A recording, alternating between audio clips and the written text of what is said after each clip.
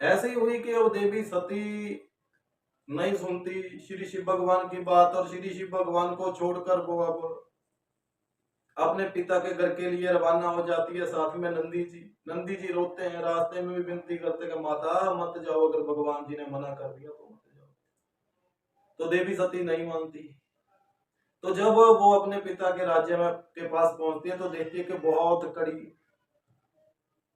जो कि है पहले से ही अब बंदोबस्त बहुत कड़ा किया हुआ था कि सती आ ही ना सके अंदर। तो जो द्वारपाल थे, जो सैनिक थे, उन्होंने रोक दिया कि आपको अंदर जाने की अनुमति नहीं। वो बोली कि मैं पुत्री हूं प्रजापति दक्ष की, आप मुझे नहीं रोक सकते। बोले आपको अंदर जाने की इजाजत ही नहीं है। तो नंदी ने कहा कि माता अभी भी वक्त है, वापस चलो। नहीं मानती। उधर श्री शिव भगवान जी ने श्री विष्णु भगवान जी को कहा। श्री विष्णु भगवान जी मशवरा करने के लिए, सारी बात बताने और इस बात विषय में बात करने के लिए श्री शिव भगवान जी के पास कैलाश पर गए थे। तो श्री शिव भगवान जी ने कहा कि विष्णु जी के सती अब मेरी बात नहीं मानी और यहां से चली गई, तो अब सती की सुरक्षा का दायित्व आपका है। उसको सुरक्षित रखने की एक जिम्मेवारी आपकी है।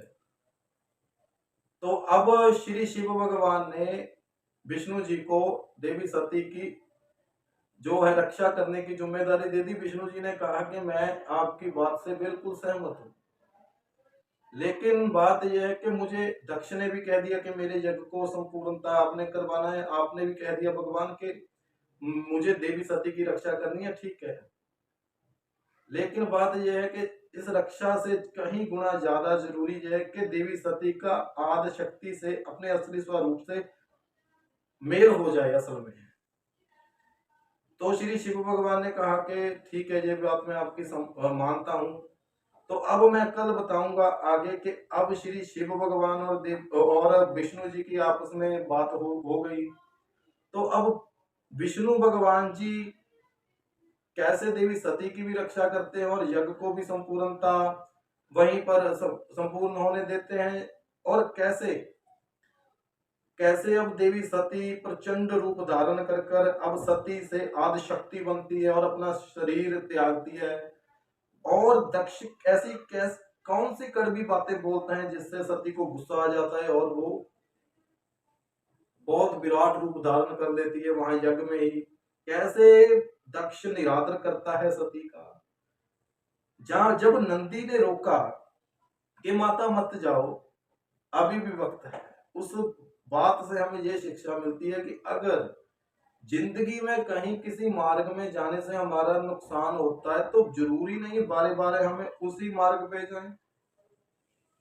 ज्यादा से ज्यादा वापस वापस गलती एक बार होती है, बार बार नहीं। तो अपने आप पर काम करना स्टार्ट करो, अपनी गलतियों को सुधारो। इस बात से हमें ये शिक्षा मिलती है। और जब विष्णु जी ने श्री शिव भगवान और भगवान शिव ने कहा कि आपका दायित्व है देवी सती की रक्षा करना, तो विष्णु जी ने कहा कि मैं आपकी भगवान बात मानता हूं, लेकिन मैं चाहता हूं कि कैसे भी सती का आदि शक्ति से मिलाप हो जाए।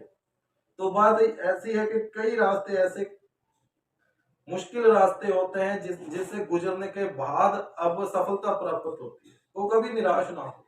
अब देवी सती कैसे अपनी सफलता हासिल करती है, कैसे वो अब चाहे वो श्री शिव भगवान से वहां से एक तरह का अलग होकर, ऐसे अलग होकर के उनकी बात ना मानकर ही आई थी, लेकिन कैसे उसे सफलता प्राप्त होती है, इस बात पर भी श्री शिव भगवान ने अपना हृदय कैसे रखा, कैसे पत्थर दिल कर कर उन्होंने सब कुछ जानते हुए भी अपने ऊपर चढ़ा। तो हम लोग क्या करते हैं, हम जो कलयुगी जीव में थोड़ा सा बुखार क्या चढ़ गया, थोड़ा से मंदे दिन के आए, हम अपने गुरु को भूल जाते हैं, सुनाने लग जाते हैं कि आपने हमारे लिए ये नहीं किया, ये नहीं किया। ऐसे नहीं करना चाहिए। सफलता मिलती है, लेकिन अगर आपने अपने गुरु का निरादर कर दिया जिसने आपको जीरो से ही उठाया है, तो आपके बाद में आपके पास जितना मर्जी पैसा आ जाए, आप वो वक्त थोड़ी वापस ले आए होंगे।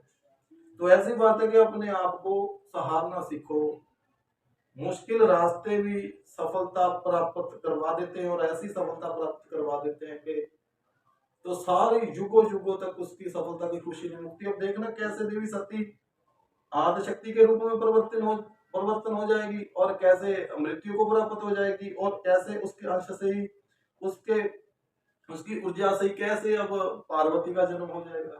ये बातें मैं कल आगे बताऊंगा। तो आज की कथा में इतना ही कि मुश्किल रास्ते ही गुरु शिक्षा और गुरु का जो असल में इम्तिहान होती है वो मुश्किल रास्ते होते हैं। ऐसे रास्तों में आकर जीवन में ऐसे टाइम आ जाए कि अपने गुरु को कभी मत